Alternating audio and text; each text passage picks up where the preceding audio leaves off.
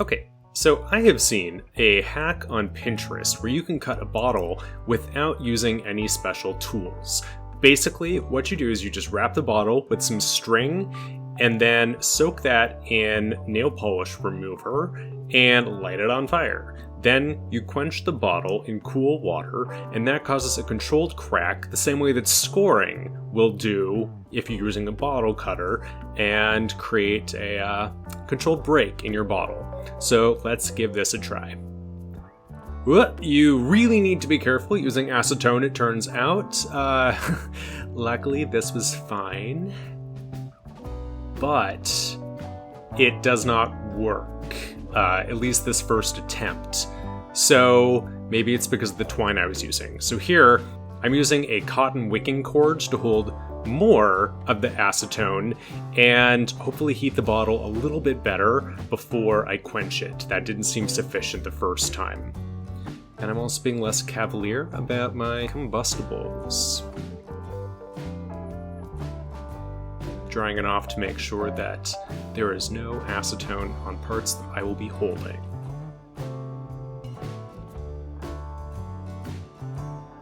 Okay, much better fired this time, letting the bottle heat up. Notice I'm wearing a hat because I like my hair. Hopefully my eyebrows will be fine. I don't know why I'm not wearing safety glasses. Where's safety glasses? Okay, so the bottle seems like it should be hot enough at this point. The flame is starting to burn down. Let's go ahead and quench it. And this is the coldest tap water that I can get, but that still doesn't seem to be enough. Let's do it with ice water. Again, dry off the acetone from the bottle so I don't burn myself. Did I learn nothing? God. Okay, fire's going out in the sink. We're fine. So this time, I'm actually going to try letting the acetone burn down completely, and then while the bottle is still hot, I'm going to carefully add a little bit more and light it again to see if I can try to get a better thermal shock going.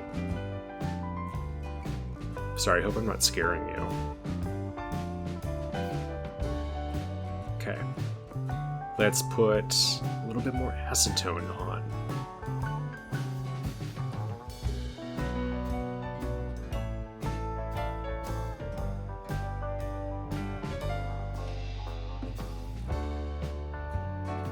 This is also a fairly thin bottle, so I was hoping that that would help make this a little bit easier. With a glass cutter, I find that thicker bottles work a little bit better. Let's see how this goes. Well, at least it broke. But there are shards and cracks throughout all of these pieces. It might have been a little bit too crazy heat.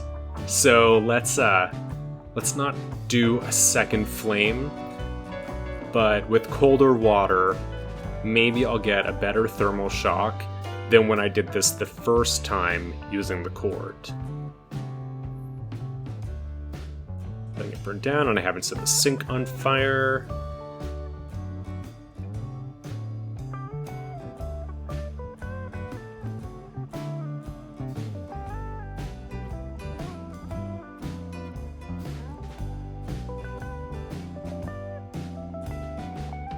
Oh, well, I thought I was being more gentle, but same problem as the last time. So I'm going to just try this with a thicker bottle. It's a little bit heavier weight, and I'm going to try doing a single loop of the wicking cord instead of the double loop that I was doing before, just to see if that's going to make a difference. The water that I'm quenching it in is also not as cold.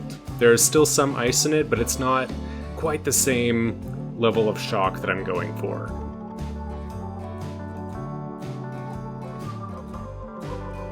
I'm just rotating the bottle to make sure that it's properly hot, and nothing happened.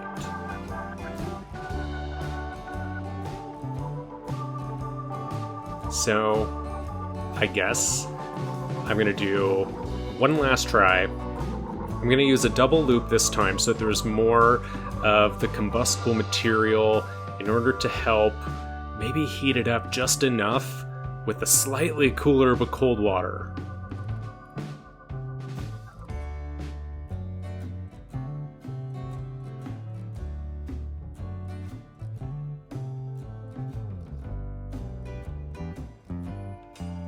And here we go.